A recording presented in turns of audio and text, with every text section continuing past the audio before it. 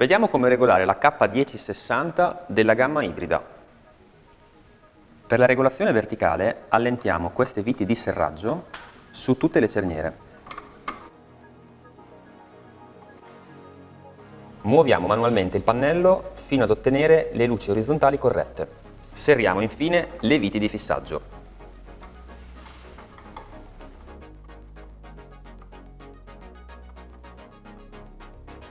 Per la regolazione orizzontale ruotiamo queste due viti compiendo la stessa rotazione su entrambe prima di passare alla cerniera successiva. Ripetiamo l'operazione su tutte le cerniere fino ad avere le luci verticali corrette. Per la regolazione di profondità allentiamo queste due viti in entrambe le cerniere.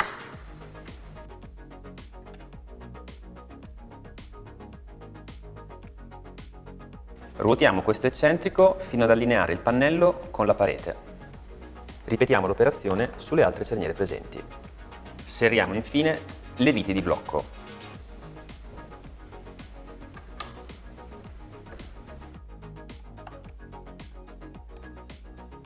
A regolazioni ultimate applichiamo le cover. Ecco la resa estetica di una regolazione ottimale. Tutte le regolazioni possono essere effettuate con la chiave a brugola in dotazione. E ricordate, una perfetta regolazione è fondamentale per un efficace funzionamento nel tempo.